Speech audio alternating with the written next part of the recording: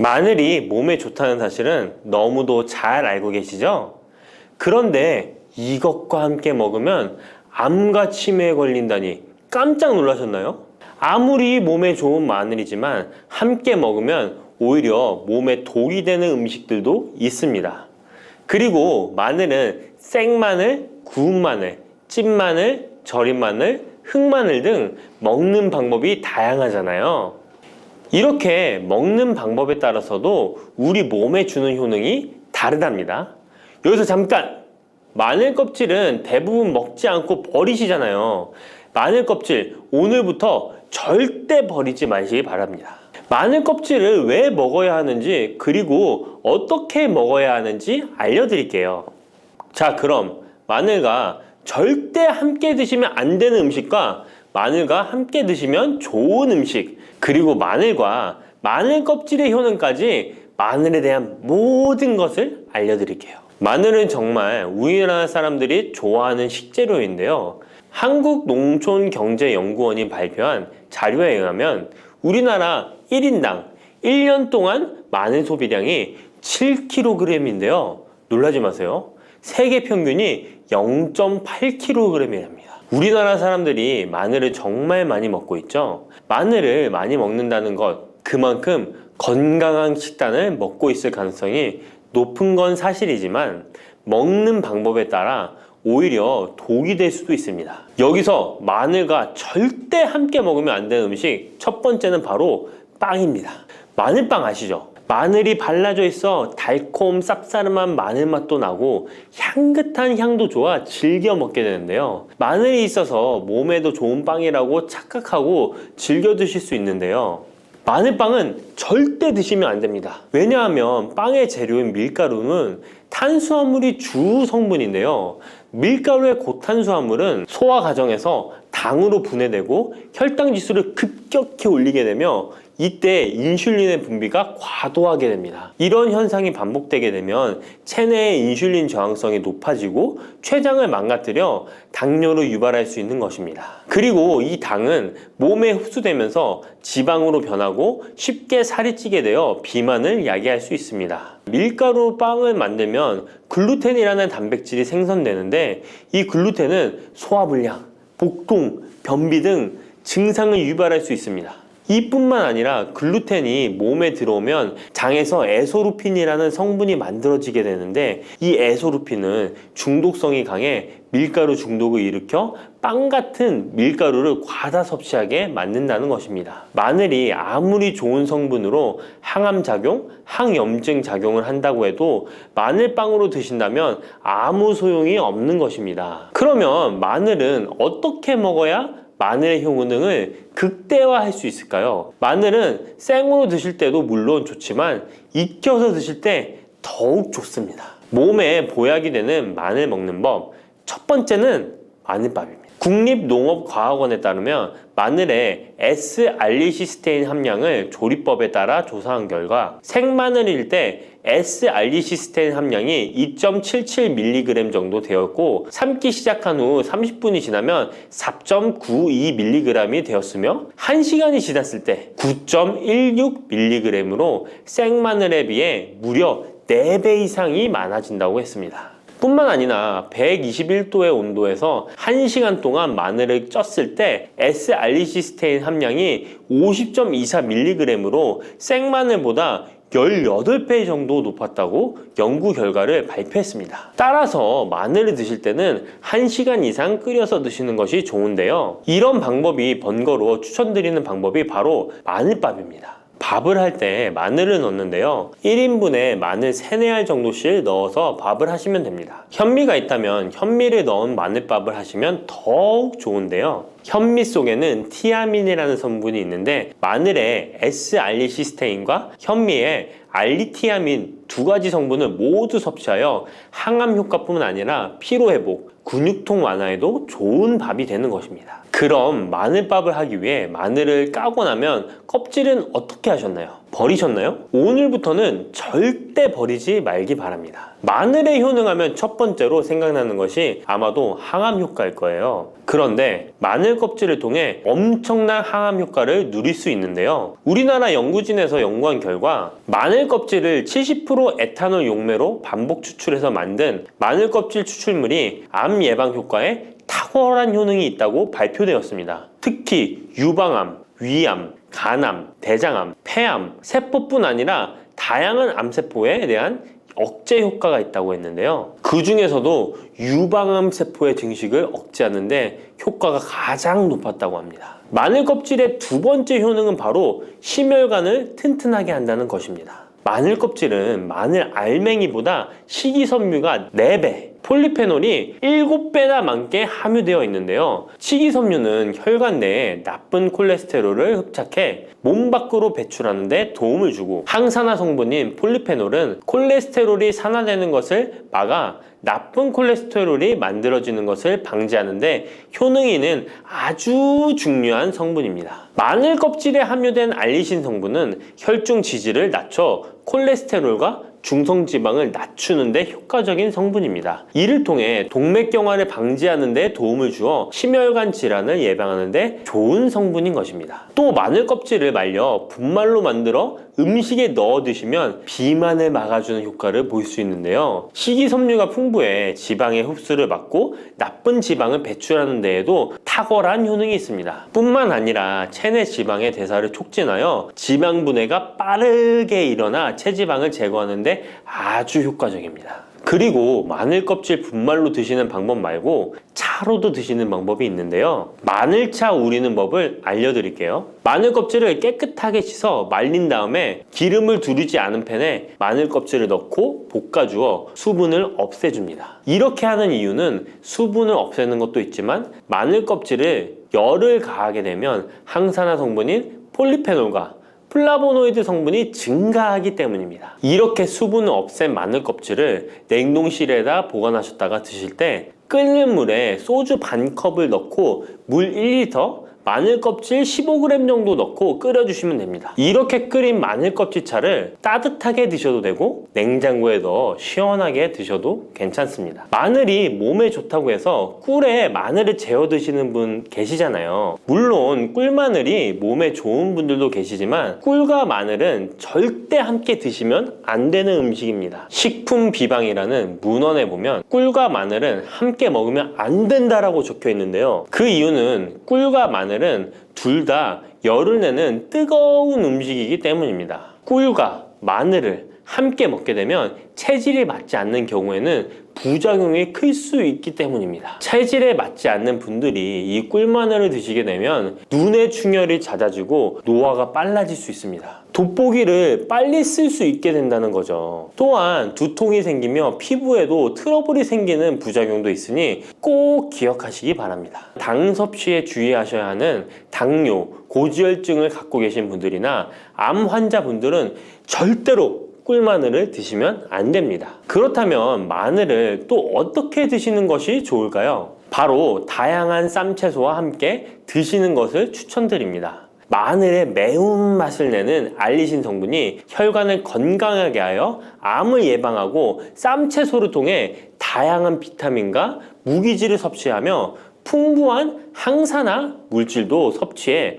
활성산소를 제거하고 혈관을 깨끗하게 해 노화를 방지하고 활력이 넘치는 건강한 몸이 될 수 있는 것이죠. 그런데 마늘을 반찬으로 만들어 드실 때 절대 드시면 안 되는 것이 있습니다. 그것은 바로 마늘장아찌입니다. 아니, 마늘장아찌가 왜? 라고 의문이 생기는 분들이 계시죠? 모든 마늘장아찌가 안 된다는 것이 아니라 설탕이 많이 들어간 마늘장아찌는 만들어 드시면 안 됩니다. 시중에 판매되는 마늘장아찌에는 설탕이 많이 들어가 있을 가능성이 높으니 절대 드시지 않기를 바랍니다. 몸에 좋은 마늘도 설탕과 함께 먹으면 오히려 독이 되는데요. 설탕이 많이 함유된 마늘장아찌를 드시게 되면 혈당이 급격하게 오르고 인슐린 저항성이 높아지며 혈액 속에 중성 지방이 많아져 혈액을 끈적하게 만들게 됩니다. 또한 설탕을 많이 섭취하게 되면 뇌에서 기억력을 담당하는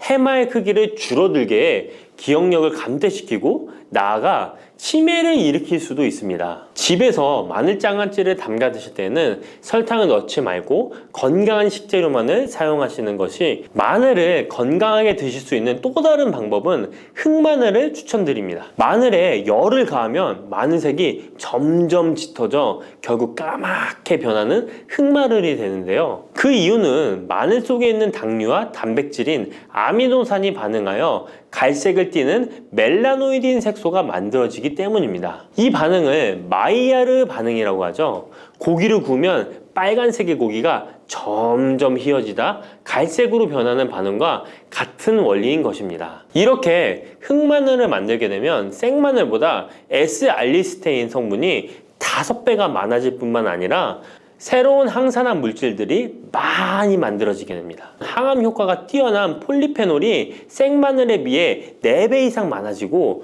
위액 분비를 촉진해 소화를 잘 되게 하는 효능도 있으니 잊지 마시고 흑마늘을 만들어 주시기 바랍니다. 마늘은 또 요리할 때 많이 사용하는 재료인데요. 마늘을 얇게 썰어 기름에 튀긴 마늘 튀김을 절대 드시면 안 됩니다. 기름에 마늘을 튀기면 마늘 향도 좋고 마늘의 매운맛은 없어지고 단맛은 좋아져 남녀노소 좋아하는 식재료가 되는데요. 뜨거운 기름에 튀긴 마늘은 우리 몸에 좋은 항산화, 항암 물질들을 파괴하고 몸에 안 좋은 탄수화물만 남은 음식이 됩니다. 마늘을 튀길 때 사용하는 기름은 오메가6 지방산이 많은 식용유를 사용하게 되는데요. 이런 기름을 많이 먹게 되면 몸 안에 지방산 불균형이 일어나 염증 수치가 높아질 수 있습니다. 튀긴 마늘을 섭취하게 되면 당 독소 또한 높아져 결국 우리 몸에 인슐린 저항성이 높아지는 악영향을 주는 것이죠. 만약 기름에 튀긴 마늘을 드시고 싶다면 한 가지 방법이 있는데요. 그것은 올리브유를 사용하시고 불을 오래 가열하지 말고 살짝만 가열하여,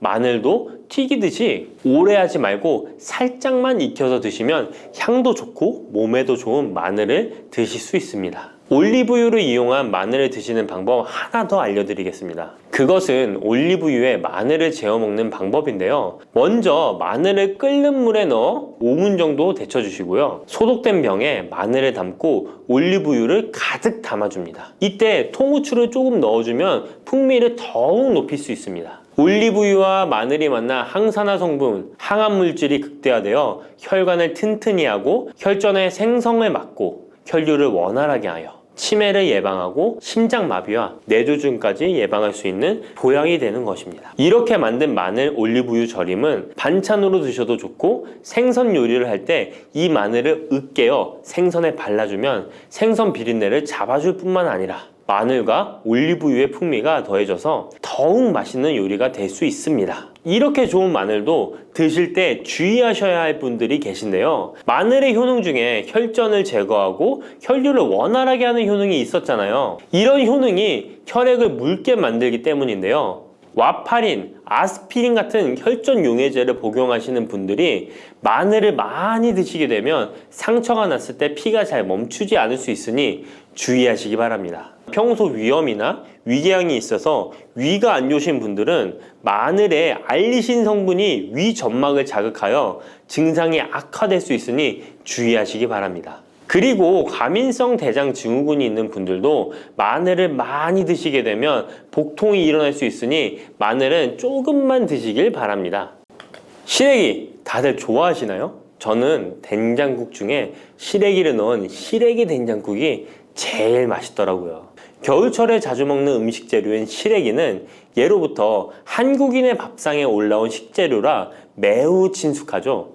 시래기는 주로 무청이나 배춧잎을 말려서 만든 것으로 과거 우리나라가 가난하던 시절 겨울철 채소로 밥상에 중요한 역할을 해왔을 뿐만 아니라 지금은 특유의 향과 식감으로 꾸준히 많은 사랑을 받고 있는데요. 시래기는 맛뿐만 아니라 몸에 좋은 성분까지 가득한 건강식품이라는 것 알고 계셨나요? 시래기의 놀라운 영양 성분과 효능 알려드릴게요. 첫 번째, 시래기의 효능은 바로 뼈 건강에 매우 좋다는 것입니다. 시래기와 뼈 건강 잘 연관지어지지 않는데요. 시래기에는 100g당 칼륨 함유량이 우유의 3배나 된다는 사실 놀랍지 않나요? 이렇게 시래기에는 칼슘이 풍부하게 들어있어서 뼈를 튼튼하게 유지하는 데 도움을 주는데요. 뼈 건강에 칼슘이 좋은 역할을 한다는 것은 다들 아시죠? 시래기는 칼슘뿐만 아니라 뼈 건강에 필수적인 비타민 D와 비타민 K도 함유되어 있어요. 비타민 D는 뼈의 칼슘 합성을 도와주고 비타민 K는 뼈의 형성과 유지에 중요한 역할을 해주는데요. 비타민 K는 오스테오칼신이라는 단백질의 생성을 촉진하여 뼈의 형성을 돕고 뼈의 분해를 억제하여 뼈 손실을 예방하는 효과가 있는 거죠. 그래서 시래기를 꾸준히 섭취하면 칼슘과 함께 다양한 미네랄들이 뼈에 좋은 영향을 미쳐 건강한 뼈를 유지하는 데 효과적입니다. 시래기를 잘 익혀서 먹으면 더 흡수율도 좋아지는데요. 이는 뼈 건강에 아주 중요한 부분이라고 할 수 있습니다. 특히 중년과 노년층에서는 뼈 밀도가 낮아져 골다공증이나 골절 위험이 높아지기 때문에 칼슘을 충분히 섭취하는 것이 중요합니다. 두 번째, 시래기는 장 건강에 좋은 영향을 미칩니다. 시래기는 식이섬유가 매우 풍부한 식품인 거 다들 아시죠? 시래기는 무청을 말린 것인데요. 그늘에 말리기만 했을 뿐인데 식이섬유가 무청의 4배 정도 된다는 사실 참 신기하죠? 시래기에 함유된 식이섬유는 장 내에서 물과 함께 팽창하여 변을 부드럽게 만들어주어 장 운동을 원활하게 도와주는데요. 이러한 작용은 장의 연동 운동을 촉진시키고 변비 예방에도 장 건강을 유지하는 데 효과적입니다. 또한 시래기는 장내 유익한 세균에게 영양을 공급하는 역할도 하는데요. 장내 유익한 세균은 시래기의 식이섬유를 먹고 번식하며 또 장에 좋은 유익균들이 자랄 수 있는 환경을 만들어주고 이는 장내 세균의 다양성과 균형을 유지하는 데 도움을 줍니다.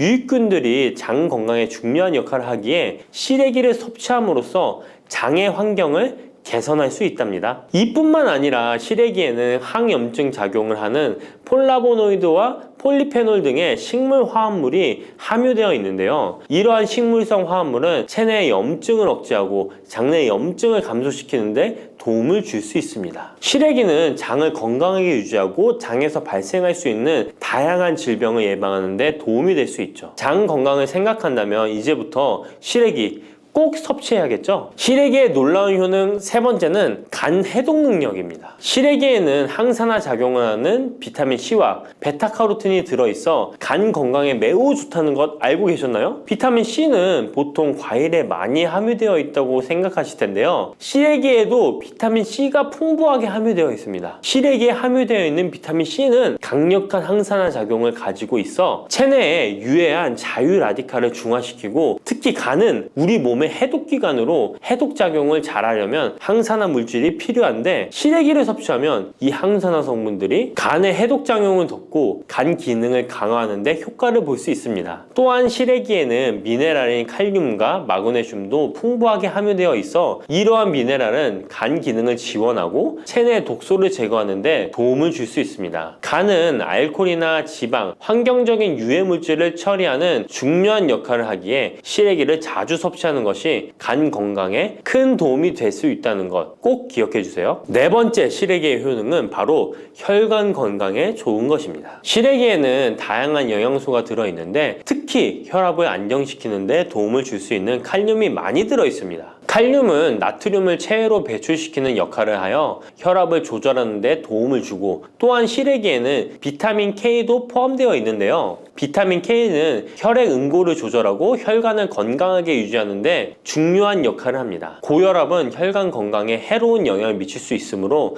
칼륨이 풍부한 시래기를 섭취하면 혈압을 조절하여 혈관 건강을 유지할 수 있습니다. 국립농업과학원에서 시래기를 가지고 연구를 진행했는데요. 시래기를 5주 동안 꾸준하게 섭취한 실험쥐군들의 혈압이 일반 대조군 쥐들에 비해 혈압이 23% 유의미하게 감소했다는 결과입니다. 특히 혈압을 걱정하시는 노년분들은 시래기를 꾸준히 섭취하면 혈관 건강을 지키고 고혈압이나 동맥경화 같은 질병을 예방하는 데 도움을 줄 수 있겠죠? 몸에 좋은 시래기, 이것과 먹으면 찰떡궁합인 거 아시나요? 시래기와 함께 먹으면 좋은 음식들 바로 알려드릴게요. 시래기와 잘 어울리는 음식 첫 번째는 두부입니다. 시래기와 두부는 아주 잘 어울리는데요. 두부는 식물성 단백질이 풍부하고 식이섬유, 비타민, 미네랄 등 다양한 영양소가 풍부한 시래기와 함께 먹으면 서로 보완되는 환상의 조합이죠. 두부의 부드러운 맛과 시래기의 아삭한 식감이 조화를 이루어 맛있고 건강한 한 끼를 완성할 수 있습니다. 시래기와 두부는 모두 뼈 건강에 좋고 단백질과 칼슘을 동시에 섭취할 수 있어 노년층에게 특히 좋은 조합이라고 할 수 있는데요. 된장국을 끓이실 때 두부와 시래기를 넣어 조리하면 고소한 된장과 부드러운 두부 그리고 시래기의 식이섬유가 서로 조화를 이루면서 소화도 잘 되고 영양도 풍부하답니다. 다른 조리 방법으로는 시래기 두부찜도 있는데요. 시래기와 두부를 함께 찜통에 넣어 찐 후에 간장, 다진 마늘과 파, 참기름 등의 양념을 넣어 시래기에 잘 묻힌 뒤 양념된 시래기를 쪄둔 두부에 돌돌 말아주는 건데요. 이렇게 요리해 드시면 부드럽고 고소한 맛이 일품이랍니다. 두 번째, 시래기와 어울리는 한상의 궁합 음식은 바로 버섯입니다. 버섯은 저칼로리이면서도 식이섬유, 미네랄이 풍부한데요. 또한 항산화 물질도 많아 면역력 강화에 매우 좋고 다이어트와 건강에 좋은 음식이죠. 버섯에는 비타민 D가 풍부해 뼈 건강에 좋고 항암 효과도 있다고 알려져 있고 버섯 또한 칼륨이 함유되어 있어 혈압을 조절하는 데 도움을 줍니다. 시래기와 버섯을 함께 조리하면 서로의 영양이 보완되고 잘 결합되어 더욱 건강한 요리를 만들 수 있습니다. 시래기와 버섯을 함께 넣고 찌개나 국을 만들면 시래기의 깊은 맛과 버섯의 향긋하고 고소한 맛이 어우러져 맛도 좋고 영양도 가득한 한 끼가 되죠. 제가 추천하는 요리법은 시래기와 버섯을 밥에 함께 밥을 짓는 것인데요. 이렇게 밥을 짓게 되면 조리도 간편하면서 고소한 맛과 식감이 어우러진 시래기 버섯밥이 완성된답니다. 꼭 한번 드셔보세요. 세 번째, 시래기와 된장은 궁합이 잘 맞습니다. 많은 분들이 시래기 하면 된장국이 먼저 떠오르죠. 시래기 된장국은 많은 분들이 좋아하는 국이죠. 된장국에 들어가는 된장은 콩을 발효시켜 만든 전통적인 한국 발효식품으로 장 건강에 매우 좋은 음식인 거 다 아실 거예요. 된장은 유산균이 풍부하여 장에 좋은 영향을 미치고 풍부한 단백질과 다양한 아미노산을 함유하고 있는데요. 시래기와 함께 먹으면 장 건강을 더욱 향상시킬 수 있습니다. 시래기는 부드럽고 고소한 맛을 가지고 있어 된장과 함께 조리하면 된장의 구수한 맛과 시래기의 고소한 맛이 조화롭게 어우러지고 또 된장의 짭짤한 맛이 시래기의 은은한 맛을 잘 살려주어 된장찌개나 국에 시래기를 넣으면 깊고 풍부한 맛을 낼 수 있어요. 두 음식의 조합이 장 건강을 지켜줄 뿐만 아니라 맛있고 건강한 식사를 즐길 수 있게 해준답니다. 이렇게 몸에 좋은 시래기도 어떤 분들에게는 독이 될 수 있다는 것 아시나요? 몸에 유익한 영양 정보도 중요하지만 섭취 시 유의할 점도 꼭 아셔야죠. 시래기 섭취 시 주의해야 할 분들 바로 알려드릴게요. 시래기 드실 때 이런 분들 꼭 주의해야 합니다. 첫 번째는 신장이 약하신 분들입니다. 시래기에는 칼륨이 많기 때문에 몸에 유일한 작용을 하지만 한편으로는 신장이 약한 분들에게는 꼭 주의가 필요한데요. 시래기의 풍부한 칼륨은 신장 기능이 약한 사람들에게는 칼륨 섭취를 과도하게 하게 되어 문제가 될 수 있습니다. 칼륨은 신장에서 배출되기 때문에 신장 기능이 저하된 분들은 시래기를 과도하게 섭취하지 않도록 주의해야 해요. 특히 고혈압이나 신장 질환이 있는 분들은 전문가의 조언을 받고 섭취량을 조절하는 것이 좋습니다. 시래기 드실 때 주의해야 하는 분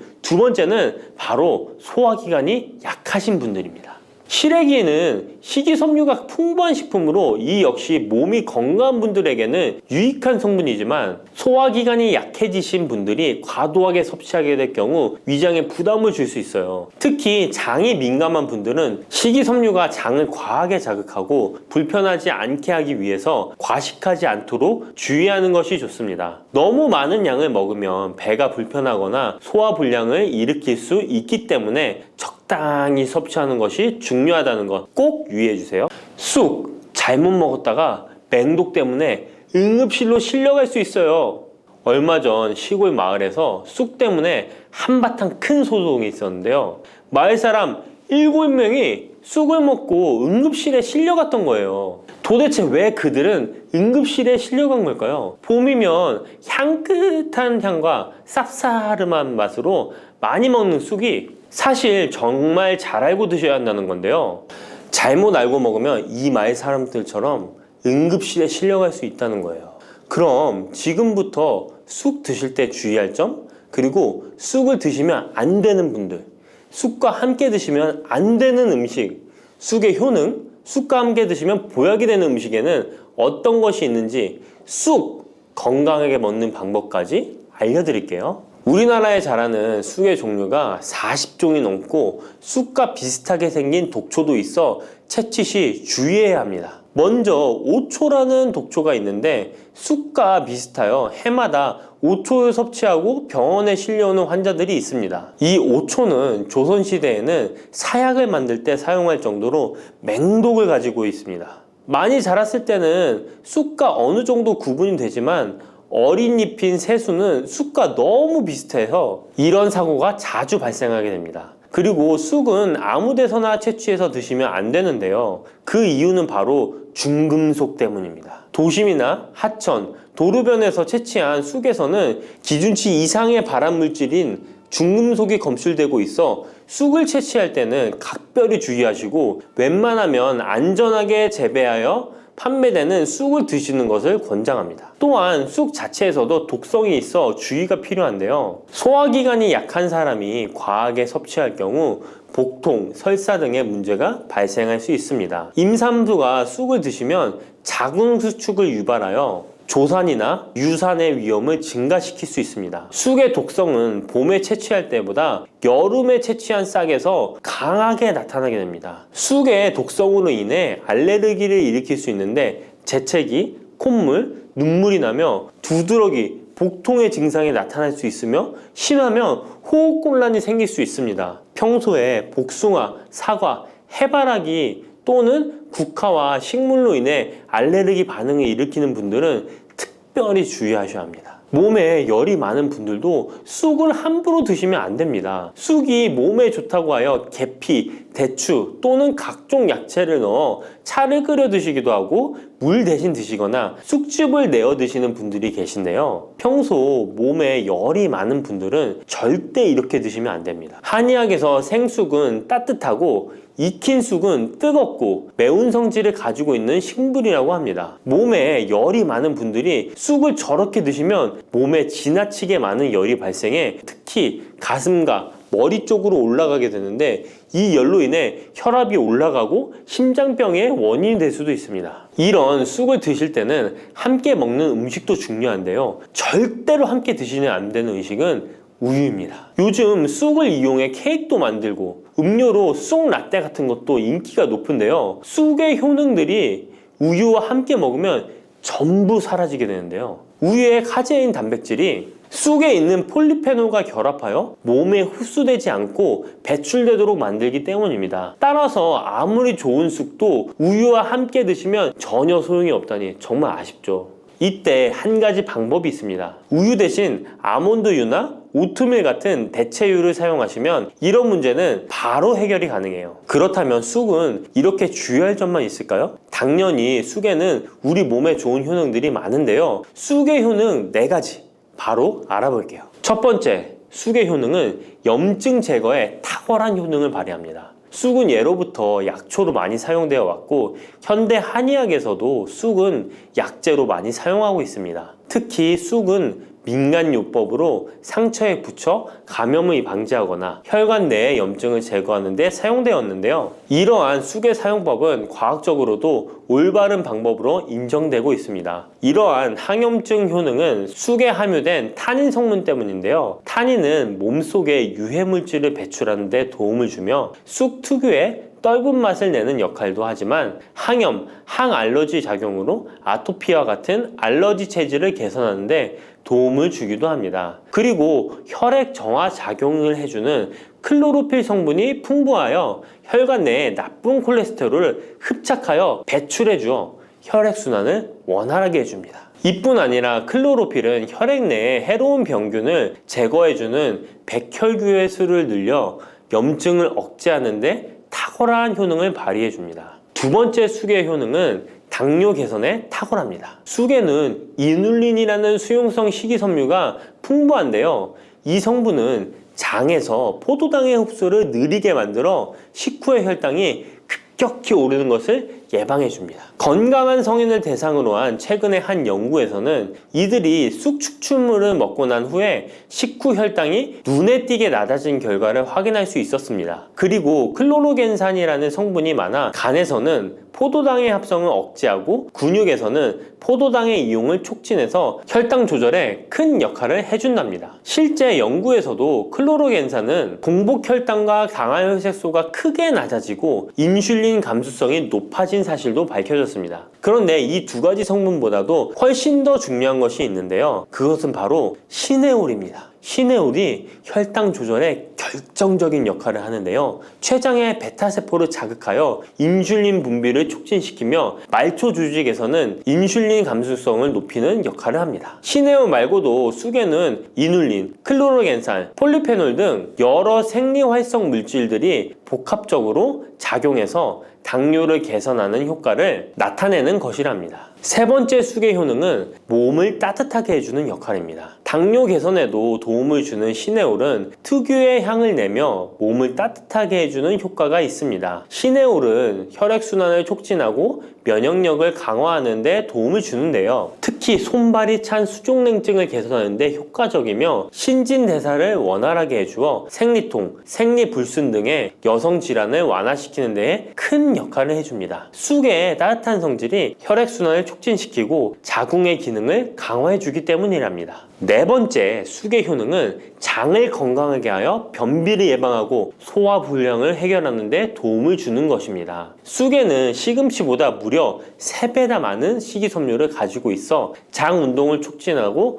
변비 및 숙변 제거에 탁월합니다. 또한 시네올은 위장 점막의 염증을 완화하고 위장 내 유해균을 제거하여 소화장애를 예방하는 데 도움을 줍니다. 그리고 쑥에 함유된 비타민 A는 장내의 점막을 보호하여 장 건강을 유지하는 데 도움을 주며 항산화 작용에 뛰어난 비타민 C는 장내 유해균을 제거해 주어 장내 환경을 건강하게 해줍니다. 평소 소화가 잘 되지 않는 분은 쑥을 섭취하셔서 답답하고 더부룩한 증상을 해결하면 정말 좋겠죠? 근데 쑥을 드실 때 쑥만 드시는 게 아니잖아요. 다른 음식들과 같이 드시는데 쑥도 궁합이 맞는 음식이 따로 있다는 거 아시나요? 이렇게 몸에 좋은 쑥도 함께 드시면 보약이 되는 찰떡궁합 음식이 있습니다. 쑥과 함께 드시면 보약이 되는 첫 번째 음식은 쌀입니다. 쑥하면 생각나는 음식이 쑥떡 아닌가요? 어릴 적 쑥개떡을 맛있게 먹었던 기억이 있는데요. 쑥떡은 우리나라 사람들에게 사랑받는 음식입니다. 많은 분들이 나이가 들며 당뇨도 많이 생기고 혈당이 오르는 것을 염려하여 쌀밥을 줄이시는 경우가 많이 있는데요. 쌀은 우리 식단에서 빼놓을 수 없죠. 쌀은 70% 이상이 녹말로 구성되어 있어 우리 몸에 필요한 에너지를 제공하는 핵심 원료입니다. 이 녹말은 우리 몸에 거의 완벽하게 흡수되는데요. 쌀에는 6% 이상의 단백질도 함유되어 있어 근육에 필요한 활력과 에너지를 보충해주는 역할도 합니다. 하지만 쌀에는 지방,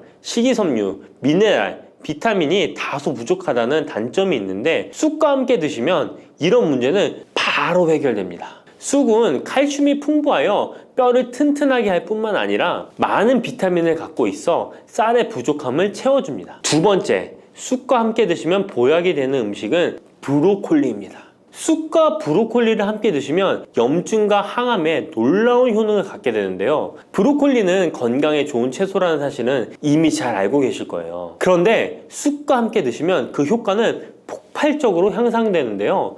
우선 철분의 흡수율이 2배 이상 높아집니다. 특히 철분이 부족한 산모뿐만 아니라 모든 연령대의 여성들에게 좋은 식품이 됩니다. 그리고 서로의 무기질과 비타민의 구성이 좋아 염증 해소에 정말 대단한 시너지 효과를 발휘하게 되는데요. 혈액이 산성화되어 염증이 생기는 것을 원천 차단해주고 세균에 대한 저항력도 길러주어 최고의 항암식품이 된답니다. 쑥과 브로콜리의 식이섬유가 함께 작용하면 놀라운 효능을 발휘합니다. 쑥에는 팥에는 아테미신산이라는 식이섬유가 풍부한데 이 성분이 간에서 중성지방의 대사를 원활하게 하는데 도움을 줍니다. 이렇게 되면 지방간도 해결되며 몸에 지방이 저장되는 것을 막아주어 다이어트와 붓기 제거, 특히 뱃살 제거에 탁월합니다. 세 번째, 쑥과 함께 드시면 보약이 되는 음식은 계란입니다. 쑥과 함께 계란을 드시면 나이가 들면 많이 생기는 신경통과 손발 저림 증상을 해결할 수 있습니다. 특별히 여성들에게 도움이 많이 되는데요. 쑥의 따뜻한 성질로 인해 혈액순환이 잘 되고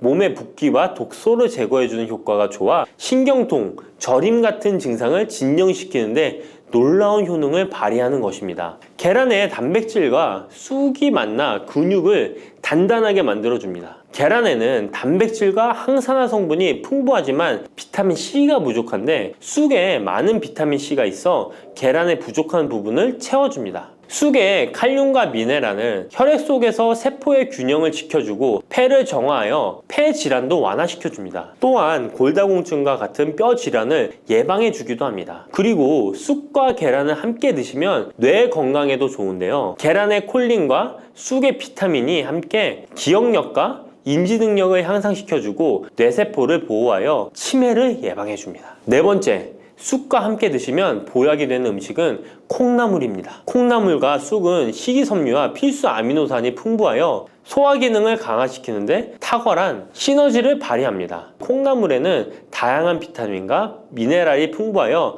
자연적인 비타민 보충제 역할을 합니다. 콩나물에는 지방이 적지만 이를 쑥과 함께 섭취함으로써 체내의 염증을 줄이고 면역력 강화에 필요한 비타민 C와 비타민 E를 보충할 수 있습니다. 쑥과 콩나물을 함께 드시면 피부 건강에도 매우 유익합니다. 콩나물이 함유된 실리카와 쑥의 비타민이 함께 작용하여 피부 탄력과 보습을 개선할 뿐만 아니라 노화를 예방하니 정말 좋은 궁합인데요. 쑥과 함께 먹으면 좋은 음식은 이렇게 많은데요. 그렇다면 쑥은 어떻게 먹어야 건강하고 맛있게 먹을 수 있을까요? 쑥떡 같은 음식은 이미 잘 알고 계시죠? 쑥을 잘 세척하여 말린 다음에 가루로 만들어 두시면 여러 요리에 사용하기 편리하고 오랫동안 보관하기에도 좋아요. 요거트에 쑥가루를 섞어 드시면 혈당 관리와 더불어 장 건강에도 도움이 됩니다. 밥 지을 때 잡곡과 함께 쑥을 넣어도 좋고 쑥 부침개, 쑥 전병 등을 만들어 드셔도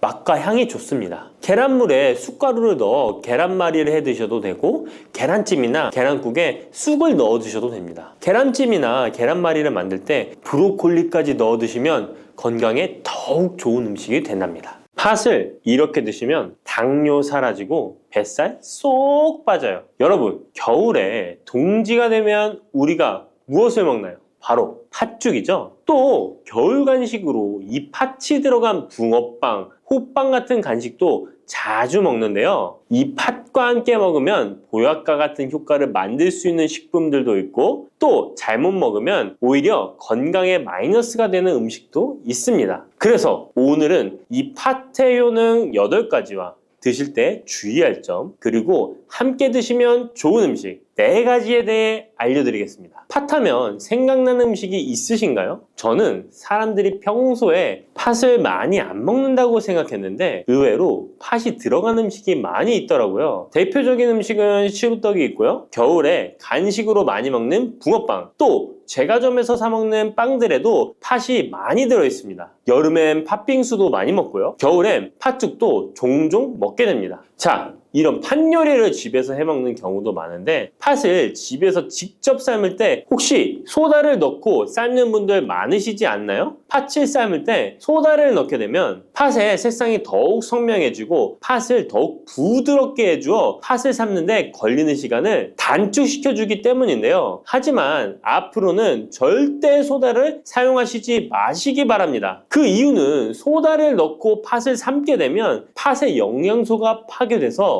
팥에 좋은 성분을 먹을 수 없게 되기 때문인데요. 자, 그래서 어떻게 팥 요리를 하는 게 좋은지 알려드릴게요. 팥을 삶을 때 먼저 흐르는 물에 깨끗이 세척해서 이물질을 제거해 주시고요. 물에 담가 약 4시간 정도 불려주십니다. 그렇게 불린 팥을 물에 넣어 삶아주면 붉은색의 팥 삶은 물이 생기잖아요. 바로 이 팥을 삶은 물이 건강에 정말 좋다는 사실 알고 계셨나요? 그 이유는 팥에 들어있는 사포닌이라는 성분 때문입니다. 간혹 팥 삶은 첫물에는 팥에 독소가 있어서 버려야 한다는 분들이 계신데요. 이는 잘못된 정보입니다. 왜냐하면 팥 삶은 첫물에 사포닌 성분이 가장 많이 들어있기 때문에 이걸 버리지 마시고 따로 담가 두었다가 하루에 한두 잔씩 차로 드시면 좋습니다. 자, 그럼 이제 팥의 구체적인 효능에 대해 말씀드릴 건데, 첫 번째는 혈관 건강에 많은 도움이 된다는 것입니다. 앞에 말씀드린 팥물은 혈관 청소부라는 별명이 있을 정도로 혈관을 깨끗하게 해주는 효능이 있습니다. 그 이유는 팥에 함유된 강력한 항산화 성분인 안토시아닌이 혈관 내 활성산소를 제거해줘서 혈관 세포 손상을 예방해주기 때문입니다. 또한 안토시아닌은 혈관 내의 염증을 줄여줘서 염증성 질환에도 좋은 효과가 있고요. 나쁜 콜레스테롤 수치를 줄여주는 효과가 있어서 고지혈증을 예방하며 심장질환의 위험도 줄이는데 큰 도움을 줄 수 있습니다. 이뿐 아니라 조선시대 기록에 보면 이 팥물로 세안을 했다는 기록이 있는데요. 팥물로 세안을 하면 피부의 노폐물을 제거하는 데 좋고 피부를 맑고 건강하게 해준다고 합니다. 비누가 없던 시절에 피부 건강을 위해 사용했던 선조들의 지혜가 정말 놀랍지 않나요? 당뇨병의 개선에 도움을 준다는 것입니다. 2014년에 발표된 한 연구에서 팥을 섭취하는 것이 2형 당뇨병 환자의 혈당 수치와 인슐린 저항성을 개선하는데 도움이 되는 것으로 보고가 됐습니다. 이 연구에서는 4주 동안 매일 팥을 섭취한 결과 당뇨 환자들의 공복 혈당 수치가 무려 평균 19.5% 감소하였고 인슐린 저항성 또한 줄어든 것으로 나타나서 당뇨가 있거나 당뇨 예방이 필요하신 분들은 꼭 팥을 꾸준히 드셔보시기 권해드립니다. 세 번째 팥의 효능은 몸의 부종을 제거하고 다이어트에 도움을 주는 것입니다. TV에서 연예인들이 이 팥으로 다이어트를 해서 효과를 봤다고 했던 적도 있었고요. 한의학 책 중에 본초 강목에 보면 팥을 오랫동안 먹으면 여위고 마르기 때문에 살찐 사람이 먹는 것이 좋다라는 내용이 나옵니다. 그래서 한의원에서 다이어트 처방을 할 때도 팥을 쓰는 경우가 많이 있는데요. 그 이유는 바로 팥에 들어있는 칼륨 때문입니다. 팥에는 쌀의 10배 이상, 바나나에 약 4배 이상의 칼륨이 들어있는데요. 이 칼륨이 몸 안에 나트륨 배출을 도와서 당뇨 환자들의 신장 부담을 줄여주고 혈압 상승을 억제해주는 효능이 있고요. 또한 이뇨작용이 있어서 이를 통해 부종을 줄여줄 수가 있습니다. 그래서 우리가 보통 물살이라고 부르는 잘 부으면서 살이 찌는 분들은 다이어트에 이 팥을 이용하시면 효과를 볼 수가 있습니다. 그래서 그에 대한 연구 결과도 있었는데요. 실험주에 팥 추출물을 먹였더니 근육 손실 없이 체지방 함량이 30% 이상 줄었고 몸무게도 37%나 감소했다고 합니다. 사람과 똑같을 수는 없지만 분명히 팥이 체중 감량에 도움이 된다는 결과라고 볼 수가 있습니다. 네 번째, 팥의 효능은 변비를 개선하는 데 도움을 주는 겁니다. 팥에는 사포닌뿐 아니라 많은 식이섬유가 들어있기 때문인데요. 사과에 비해서 약 10배나 많은 식이섬유가 들어있습니다. 그래서 팥을 섭취하게 되면 이 식이섬유가 장 운동을 활발히 하고 대변을 부드럽게 만들어 배변을 원활하게 해줄 수 있고요. 또한 이 식이섬유는 장에 있는 유익균들에게 풍부한 먹이를 제공해주기 때문에 장내 유익균의 증식에도 직접적으로 효과를 줍니다. 이를 통해서 장의 전반적인 환경을 좋게 바꿔줄 수가 있고 이것은 몸의 면역력 향상과도 연결되어 있기 때문에 우리가 프로바이오틱스를 복용할 때도 팥을 함께 드셔보면 그 효과가 커지는 것을 느끼실 수가 있을 겁니다. 다섯 번째 팥의 효능은 탈모 예방에 도움을 준다는 것입니다. 나이가 들면서 머리숱이 점점 없어져 고민하시는 분들 정말 많은데요. 팥과 함께 천연 탈모약이라 불리는 수수를 함께 드신다면 탈모 예방에 큰 도움을 받을 수 있습니다. 그 이유는 바로 팥과 수수에 들어있는 비오틴이라는 성분 때문인데요. 이 비오틴은 모발의 모공에서 자라는 태어난 단계부터 필요하고 손상된 머릿결이 재생되는 데까지 관여하는 정말 중요한 성분입니다. 건강한 머릿결을 만드는데 꼭 필요한 성분이라고 할 수 있습니다. 비오틴이 몸속에서 부족한 현상이 나타나면 머리카락이 얇아지면서 많이 빠지게 되고, 또한 두피가 건조해지고 가려움증이 생기면서 탈모를 가속화할 수 있습니다. 그런데 팥에는 이 비오틴뿐 아니라 모발 성장에 도움이 되는 아미노산이 풍부하고 수수에는 미네랄 성분이 풍부하여 머리카락을 건강하게 유지하는 데 직접적으로 도움을 주게 되고요. 또한 팥과 수수에 함유된 항산화 물질들이 머릿결을 상하게 하는 자유 라디칼 성분을 중화해 주어 머리카락 건강에 큰 도움을 주는 것입니다. 여섯 번째 팥의 효능은 우리나라 사람에 꼭 필요한 탄수화물 소화를 돕는다는 것입니다. 이는 팥에 함유되어 있는 비타민 B의 역할 때문인데요. 비타민 B는 탄수화물, 단백질, 지방을 에너지로 변환하여 우리 몸을 충전해주는 역할을 합니다. 또한 신경 전달 물질인 뉴로트랜스미터의 합성에 관여해 뇌신경을 건강하게 하는 데에도 도움을 줍니다. 팥을 잘 섭취하면 뇌를 건강하게 해주어 치매 예방에도 도움이 되는 것입니다. 자, 앞에서 팥과 함께 먹으면 좋은 음식이 수수가 나왔는데요. 하나 더 말씀드릴게요. 바로 호박입니다. 호박은 기본적으로 여러 영양 성분이 풍부하지만 호박에는 비타민 B가 없어서 호박과 팥을 함께 드시면 서로의 부족한 부분을 채워줄 수가 있고요. 또한 호박에도 소화 기능을 개선해주는 기능이 있어서 팥과 함께 드시면 시너지 효과가 있고요. 그리고 팥처럼 호박에도 이뇨작용이 있는데요. 팥과 호박의 이뇨작용은 과정이 약간 다릅니다. 팥은 몸속의 부종, 노폐물과 독소를 빨아들여서 배출하는 이뇨작용을 하는 것이고요. 호박은 신장에서 만들어지는 호르몬의 분비를 억제하여 이뇨작용을 촉진하게 되는데, 이렇게 되면 신장에 과다하게 축적되는 수분을 배출하는 역할을 해줄 수가 있어서 더 도움이 될 수 있습니다. 일곱 번째 팥의 효능은 빈혈을 개선하는 데 도움을 주는 것입니다. 보통 우리 몸에 철분이 부족해지면 빈혈 증상이 나타나죠. 빈혈로 인해 어지러움, 두통, 체력 저하 등의 증상이 나타나게 되는데, 팥에는 앞에서 얘기한 단백질, 식이섬유, 칼륨, 비타민, 비오틴뿐만 아니라 바로 칼슘과 철분 또한 풍부합니다. 팥에 함유된 철분의 함량이 우유의 약 100배나 된다는 사실 알고 계셨나요? 그래서 팥을 드시면 철분 부족으로 인한 빈혈을 개선하는데 도움이 되기 때문에 빈혈이 있으신 분들은 꼭 기억하시면 좋겠습니다. 여덟 번째 팥의 효능은 스트레스를 줄여주는데 도움을 준다는 것입니다. 팥에 함유된 비타민 B가 신경계를 안정화시켜주는 효과가 있어서 스트레스로 오는 증상들을 줄여줄 수가 있고요. 또 팥에는 마그네슘의 함량도 높은데요. 마그네슘 또한 신체의 스트레스 반응을 조절하는데 중요한 역할을 합니다. 팥 속에 들어있는 마그네슘을 통해서 스트레스로부터 몸이 회복되는 데 도움을 받을 수가 있습니다. 그리고 팥에는 복합 탄수화물도 풍부한데요. 복합 탄수화물은 천천히 소화되어 급격한 혈당 상승을 방지하고 일정한 에너지 공급을 유지하는 데 도움이 됩니다. 이는 스트레스 상황에서도 안정적인 에너지 공급을 유지할 수 있게 해줘서 스트레스를 관리하는 데 도움이 될 수 있습니다. 이렇게 좋은 팥도 드실 때 주의사항이 있는데요. 과하게 많이 드시면 이뇨작용 때문에 몸에 무리를 줄 수 있는데요. 이를 방지할 수 있는 방법이 있습니다. 바로 찹쌀과 함께 드시는 겁니다. 팥죽을 끓일 때 찹쌀을 넣어 함께 죽을 만드는 경우도 있고, 쫄깃쫄깃한 찹쌀로 경단, 새알을 만들어 넣어 먹는 경우도 있죠. 선조들의 지혜가 정말 놀라운데요. 이렇게 찹쌀과 팥을 함께 드시면 팥 때문에 몸 안에 수분이 과하게 빠져나가는 것을 찹쌀이 막아줘서 문제가 생기지 않게 해주는 것입니다. 그리고 다른 주의사항은 팥의 찬 성질인데요. 그래서 장이 좋지 않은 분들이 팥물을 많이 드시게 되면 소화불량, 복부팽만, 복부 통증을 일으킬 수 있으니까 주의하셔서 조금씩 드셔보시는 게 좋고요. 만약에 이런 점이 불편한 경우에는 생강과 함께 드시면